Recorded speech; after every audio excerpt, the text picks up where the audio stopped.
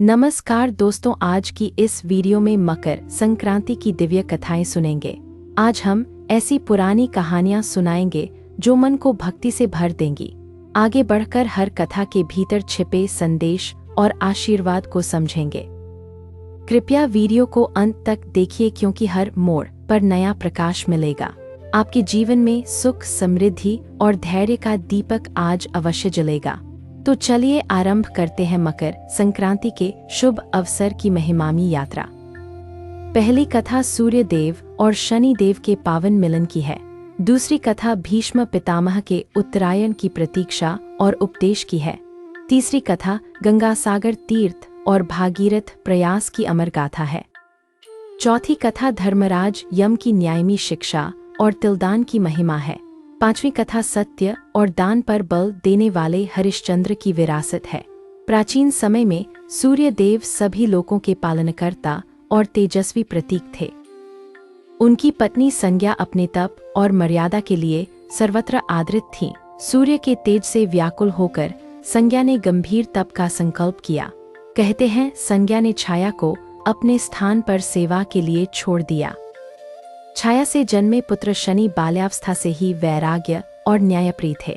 सूर्य को शनि की दृष्टि कठोर प्रतीत हुई और संबंधों में दूरी आ गई। वर्षों तक गलतफहमी की धुंध रही और परिवार में मौन की दीवार खड़ी थी। समय घूमता रहा और देवगुण ने सूर्य को धैर्य और करुणा का स्मरण कराया। उधर शनि ने तपस्या करके अपने मन के क्रोध और पीड़ा को शांत किया। जब मकर संक्रांति का सूर्य उत्तरायण की यात्रा पर बढ़ने लगा तब प्रसंग बदला। देवलोक में उत्सव प्रतीत हुआ क्योंकि प्रकाश अब ज्ञान और स्पष्टता का संदेश दे रहा था। सूर्य ने नर्म भाव से शनि को बुलाया और आलिंगन के लिए भुजाएं फैलाईं। शनि ने सिर झुकाया और पिता के चरणों में अपने दुख का स्वीकार किया। उस दिन सूर्य ने वचन दिया कि मकर संक्रांति पर द्वेष का अंत करना चाहिए। जहाँ जहाँ तिल गुड़ बांटा जाएगा वहाँ रिश्तों की कड़वाहट पिघल जाएगी। देवगुरु बृहस्पति ने निर्णय की प्रशंसा की और उत्सव की घोषणा की। अंगारक मंगल ने दीप प्रज्वलित किए और आकाश में रंग भरे। नारद ने हर लोक में संदेश पहुंचाया कि मकर संक्रांति मेल मिलाप का पर्व है। धरती पर किसानों ने नई फसल के संग त्योहार की ऊष्मा महसूस की। नदी तटों पर स्नान हुआ और सूर्य को अर्घ्य देकर आशीष मांगा गया। गृहों में तिल गुड़ से बने लड्डू बांटे गए और कटुता दूर हुई। एक वृद्ध ने 12 वर्षों की मनमुटाव भरी चुप्पी उसी दिन तोड़ी। सूर्य और शनि की कथा से प्रेरित होकर परिवार ने हाथ जोड़ लिए। संध्या में शनि ने प्रार्थना की कि मेरे दंड में न्याय और करुणा संग रहे। सूर्य ने उत्तर दिया कि प्रकाश का अर्थ केवल तपन नहीं बल्कि पोषण भी है। उस संवाद ने ब्रह्मांड के कण कण में एक नई सामंजस्य की रोशनी भर दी। तभी से कहा जाता है मकर संक्रांति पर संबंधों की गांठें खुल जाती हैं। जो लोग सूर्य आराधना करते हैं उनके भीतर साहस और संतुलन जागता रहता है। शनि की कृपा से कर्मों का लेखा निष्पक्ष होता है और न्याय स्थापित होता है। पहली कथा यहीं पूर्ण नहीं होती क्योंकि उसका संदेश हर वर्ष नया जन्म लेता है। जब भी सूर्य मकर में प्रवेश करता है तब मन का अंधेरा धीरज से पिघलता है। गृहस्थ जीवन में शनि संयम सिखाते हैं और सूर्य उत्साह प्रदान करते हैं। इन दोनों का संतुलन ही मकर संक्रांति के प्रसाद का सार माना जाता है। तिल का काला रंग नम्रता सिखाता है और गुड़ की मिठास विनम्र वाणी देती है। जो परिवार यह प्रसाद बांटते हैं उनके द्वार पर समृद्धि का स्वागत होता है। आओ अब दूसरी कथा की ओर बढ़ें जहां शौर्य और धैर्य का अमृत टपकता है।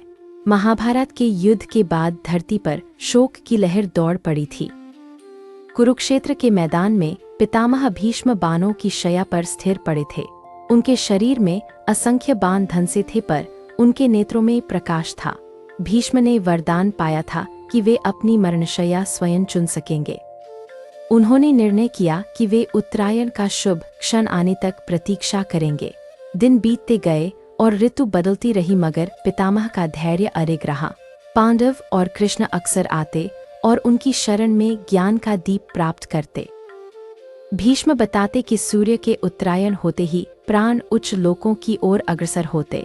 उन्होंने धर्म और राज्य नीति पर गहन उपदेश दिए, जिन्हें आज भी स्मरण किया जाता। कहते हैं, वे हर भोर सूर्य को निहारते और मौन से संवाद करते थे।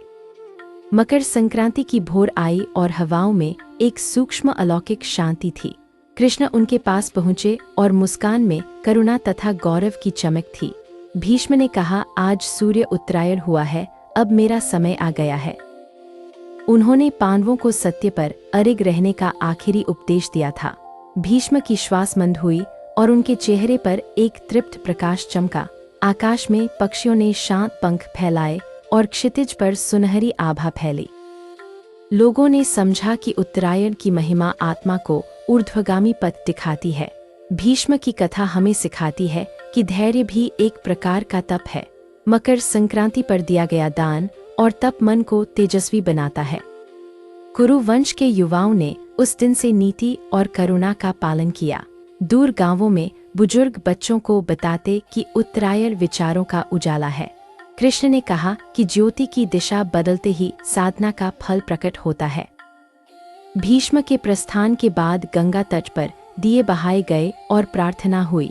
भोर से सांझ तक लोग सत्संग में बैठे और कथा का रस लिया। हर घर में तिल खिचड़ी बनी और अतिथि सत्कार को धर्म समझा गया। भीष्म की इच्छा मृत्यु का व्रत आत्मसंयम और लोक कल्याण की मिसाल बना। उनकी कथा सुनकर युवा समझते कि विद्या विनम्रता के बिना अधूरी रहती है। मकर संक्रांति इसलिए भी पवित्र है क्योंकि यह सही समय की पहचान कराती है। जिसे अवसर का बोध है वह कर्म और ज्ञान का सेतु बनाता है। भीष्म के वचन अब भी मंदिरों और गुरुकुलों में गूंजते सुने जा सकते हैं। उत्तरायण की पहली अरुणिमा आज भी वीरता और स्पष्ट निर्णय की प्रेरणा देती है। जब सूरज उत्तर की ओर मुड़ता है तब मन भी प्रगति की ओर बढ़ता है। भीष्म की शैया पर लेटा सत्यवान योद्धा आज भी आदर्श माना जाता है। कथा का संदेश यह है कि समय और संकल्प का मेल चमत्कार कर देता है। मकर संक्रांति के दिन श्रद्धा से स्मरण करने पर दृढ़ता का वरदान मिलता है। यही कारण है कि लोग आज भी भीष्म पंचक का विधान निभाते हैं। धर्म और पराक्रम का संगम जब होता है तब समाज दीर्घकाल तक फलता है। अब तीसरी कथा सुनिए जिसमें गंगा का अवतरण और गंगा सागर का महात्म्य है। यह कथा जल के पवित्र रूप और तप के फल का अनुभव करवाती है। गंगा और भागीरथ की पच्चाप हमें तीर्थ और सेवा का अर्थ बताती है। सगर राजा के 60,000 पुत्रों को कपिल मुनि के क्रोध से भस्म होना पड़ा। उनकी मुक्ति के लिए कई पीढ़ियों तक प्रार्थना और तप का सिलसिला चला। अंततः भागीरथ नामक राजा ने कठोर तप किया और देवताओं को प्रसन्न किया। ब्रह्मा ने कहा कि गंगा को धारण करना केवल शिव की जटाओं से संभव है। भागीरथ ने हिमालय की कंदराओं में शिव को प्रसन्न करने हेतु दीर्घ तप किया। शिव ने वरदान दिया और गंगा को अपनी जटाओं में समेटकर धरती पर उतारा। गंगा का प्रचंड वेग थम गया और धरा ने शीतल आंचल ओढ़ लिया। भागीरथ आगे आगे चले और गंगा उनके रथ के पीछे पीछे झूमती चली। मार्ग में जहाँ जहाँ वे गए वहाँ जीवनदायिनी नदियाँ और उपनदियाँ निर्मित हुईं। अंत में सागर के तट पर पहुंचकर भागीरथ ने पितरों के उद्धार का संकल्प निभाया। आज भी मकर संक्रांति को लोग गंगा सागर में स्नान कर पुण्य अर्जित करते हैं। कहते हैं उस दिन सूर्य और गंगा का दिव्य संगम आत्मा को शुद्ध करता है। भक्त गंगाजल से आचमन करके अपने भीतर की कड़वाहट और आलस्य धोते हैं।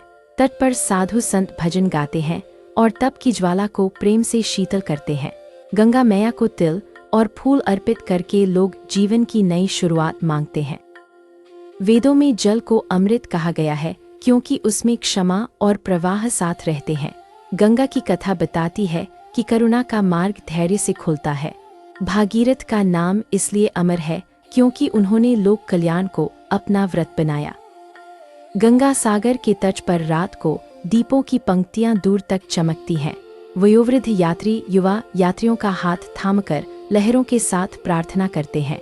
किसान अपने खेत के लिए जल की प्रार्थना करते और ऋतु की सुघड़ता मांगते हैं। नाविक समुद्र के स्वभाव को समझकर सुरक्षित यात्रा का वरदान मांगते मिलते देखे जाते। साध्वी मातृशक्ति समूह बच्चों को गंगा के उद्गम और शील का पाठ पढ़ाता है।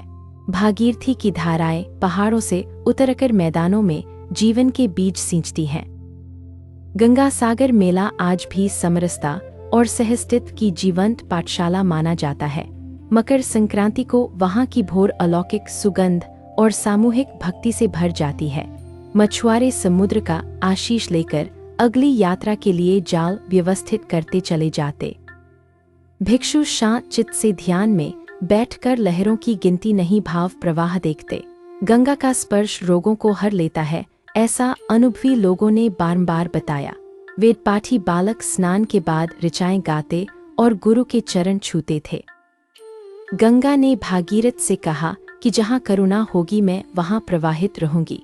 भागीरथ ने उत्तर दिया कि मैं जनकल्याण का दीप निरंतर जलाए रखूंगा। यह संवाद लोककथा बन गया और हर संक्रांति पर गाया जाने लगा। साधकों ने समझा कि बहना सीखो तो जीवन सारे अवरोध पार कर देता है। गंगा की शीतलता और सूर्य की उष्मा साथ मिलकर संतुलन का वरदान देती है। मकर संक्रांति पर स्नान, दान और ध्यान का त्रिवेणी संगम शुभ माना जाता है। गंगा सागर में साधकों ने अपने भीतर की ज्वाला को सेवा में बदल दिया। यह कथा हमें प्रेरित करती है कि सामूहिक कल्याण सबसे ऊंचा धर्म है। अब चौथी कथा की ओर चलते हैं, जहां धर्मराज यम की लीला प्रकट होती है। इस कथा में तिलदान की महिमा और सत्य का अपरिमित प्रभाव उजागर होता है। पुराने काल में नर्मदा किनारे एक ग्राम था, जहां एक किसान काशीनाथ रहता था। वह सादा जीवन जीता था और सत्य पर डटा रहने के लिए प्रसिद्ध था। उसके घर में वृद्ध माता, पत्नी और एक छोटी बेटी आनंदी रहती थीं। ग्राम में मकर संक्रांति का उत्सव आ रहा था और सब तैयारियों में लगे थे। काशीनाथ ने तय किया कि इस बार तिल और कंबल का बड़ा दान करेगा। रात को स्वप्न में उसे एक कठोर स्वर सुनाई दिया जो न्याय की बात कह रहा था। स्वर बोला, दान की वस्तु शुद्ध मेहनत से हो तो ही पुण्य फल देता है। सुबह काशीनाथ ने खेत में दुगना परिश्रम किया और तिल की सफाई स्वयं की। उसी दिन गांव में एक अनजान वृद्ध आया जिसने भोजन और विश्राम मांगा था। गांव वालों ने टालमटोल किया पर काशीनाथ ने उसे अपने घर आमंत्रित किया। वृद्ध ने साधारण खिचड़ी मांगी और आशीष में धर्म का एक विलक्षण सूत्र दिया। उसने कहा, सत्य वह जल है जिसमें सारे कर्म सहज तैरते रहते हैं। रात को वही वृद्ध स्वप्न में धर्मराज के रूप में प्रकट होकर बोले, मैं प्रसन्न हूँ। उन्होंने बताया कि संक्रांति पर किया गया सत्य से संयुक्त दान यमपाश ढीले कर देता है। अगले दिन सुबह ग्राम में एक विख्यात साहूकार की पेटी खो गई थी। लोगों ने शंका की कि काशीनाथ के घर कोई अजनबी रुका था, इसलिए पता करो। ग्राम सभा बैठी और काशीनाथ ने विनम्र स्वर में सारी बात स्पष्ट करके सहयोग दिया। उसी समय एक बच्चा रोते हुए बोला कि पेटी नदी किनारे पड़ी है। सब लोग साथ गए और पेटी सुरक्षित मिली, जिसमें एक भी सिक्का कम न था। साहूकार ने सबको धन्यवाद दिया और काशीनाथ की सच्चाई की खुलकर प्रशंसा की। मकर संक्रांति की सुबह काशीनाथ ने तिल गुड़ के लड्डू बनवाए और बांट दिए। वह मंदिर गया और गरीबों को कंबल ओढ़ाए, फिर सर पर सूर्य को प्रणाम किया। धर्मराज उसी क्षण एक ब्राह्मण के रूप में आए और एक प्रश्न रखा। उन्होंने पूछा, यदि तुम्हें एक बड़ा स्वार्थ लाभ मिले तो क्या सत्य त्यागोगे? काशीनाथ ने कहा, सत्य के बिना लाभ अंधेरा है, इसलिए मैं अस्वीकार करूंगा। ब्राह्मण ने प्रसन्न होकर वरदान दिया कि तुम्हारे वंश में सत्य की ज्योति बहेगी। ग्राम में उसी दिन से झूठ का कारोबार घटा और विश्वास बढ़ने लगा। रात को धर्मराज फिर स्वप्न में आए और तिलदान की गूढ़ता समझाई। उन्होंने कहा, तिल शरीर के रोम जैसे हैं और अहन के कणों को शमन करते हैं। गुड़ मन की कटुता को मिठास में बदलता है, इसलिए दोनों का साथ आवश्यक है। मकर संक्रांति पर यह दान यमलोक के लेखे में शुभ संशोधन कर देता है। यह सुनकर काशीनाथ ने प्रण लिया कि हर वर्ष सेवा का विस्तार करेगा। वह नदी तट पर जाकर पितरों के लिए तर्पण भी नियमित रूप से करने लगा। ग्राम में एक दिन महामारी फैली तो उसने अनाज और जड़ी बूटी बांटी।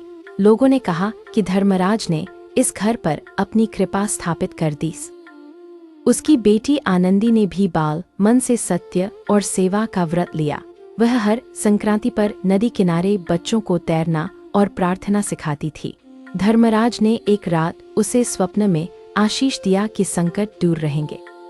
ग्राम के पुराने बरगद तले अब न्याय पंचायत लगती और निर्णय निष्पक्ष होते। साहूकार ने भी कर्ज पर नेकी जोड़ दी और गरीबों का भार हल्का हुआ। मकर संक्रांति का सूर्योदय अब वहां उत्सव के साथ सामूहिक सेवा का स्मरण कराता। काशीनाथ बूढ़ा हुआ मगर उसके कदम दान और न्याय की राह पर टिके रहे। एक शाम उसने कहा कि धर्मराज के प्रश्न मेरे जीवन का दीप बन गए। लोगों ने पूछा आपका भय कैसे मिटा, तो उसने कहा सत्य ने संभाला। उस रात गांव में शांति उतरी और तारों ने मानो मंगलगान किया। धर्मराज की यह कथा बताती है कि न्याय दंड नहीं, केवल संतुलन का आश्वासन है। तिलदान, सत्यदान और श्रमदान का संगम जीवन में स्थायी सुख का स्रोत बनता है। मकर संक्रांति पर यह समझ जितनी गहरी होगी उतना ही भय कम होता है। अब 5वीं कथा सुनिए, जिसमें सत्य के प्रतीक हरिश्चंद्र अपनी कसौटी पर खरे उतरते हैं। यह कहानी भी पुराने समय की है और दान की प्रकृति समझाती है। अयोध्या के हरिश्चंद्र सत्यवादी राजा थे जिन्होंने कभी असत्य का आश्रय नहीं लिया।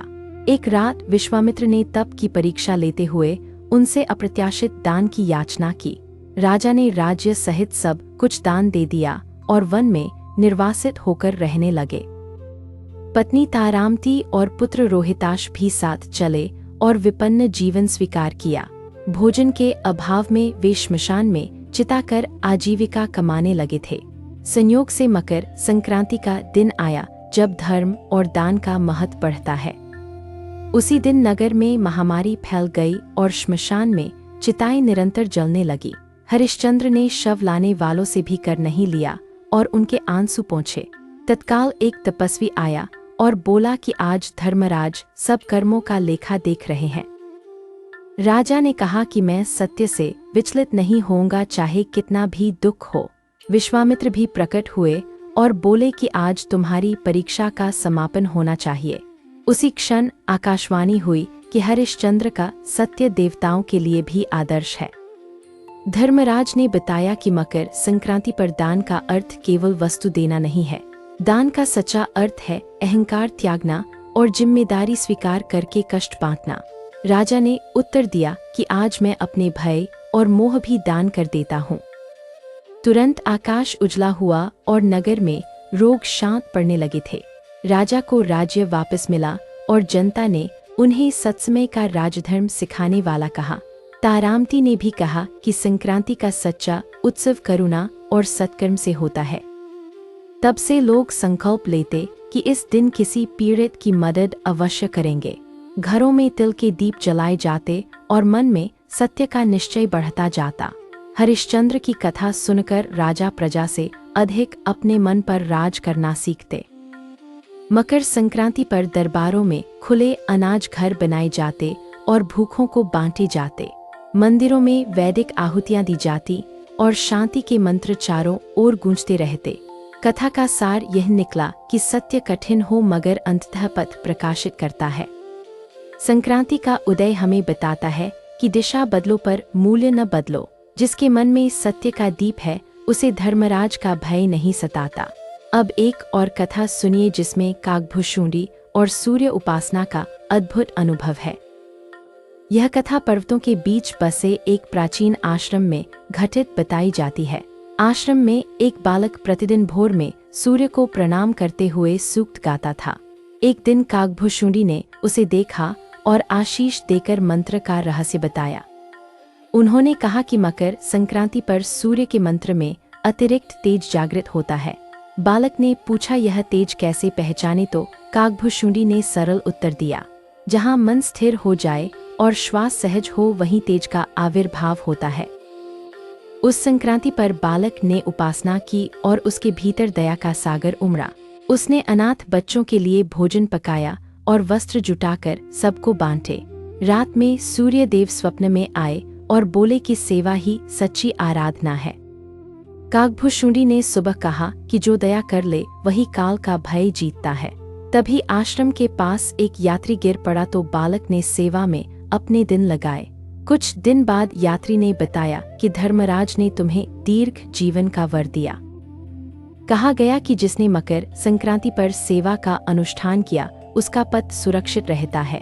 आपने 6 कथाओं में सूर्य धर्म और सेवा का संपूर्ण संगम अनुभव किया। हर कथा हमें बताती है कि मकर संक्रांति परिवर्तन का शुभ संकेत बनती है। सूर्य के साथ हमारा मन भी उत्तर दिशा में सत्य की ओर बढ़ना चाहिए। धर्मराज की शिक्षा है कि न्याय का अर्थ भय नहीं, भरोसा खड़ा करना है। तिलगुड़ का प्रसाद बांटिए और रिश्तों में मिठास का नया दीप जलाए। गंगा सागर की लहरें याद दिलाती हैं कि बहना सीखो तो शांति मिलती है। भीष्म का धैर्य सिखाता है कि अवसर की प्रतीक्षा भी तप के समान है। हरिश्चंद्र का सत्य कहता है कि दुख आए तब भी नीति का दीप न बुझाओ। काशीनाथ की सेवा बताती है कि छोटा गांव भी बड़े आदर्श रच सकता है। बालक की उपासना कहती है कि निष्कपट हृदय में देवता स्वयं प्रकट होते हैं। आज की संध्या सभी श्रोताओं के भीतर करुणा और संतुलन का दीप प्रज्वलित रहे। सूर्य को प्रणाम करके नई दिशा में एक सत्कर्म का संकल्प अभी ले लीजिए। धन्यवाद और शुभकामनाएं। हम फिर मिलेंगे एक और प्रेरक कथा के साथ।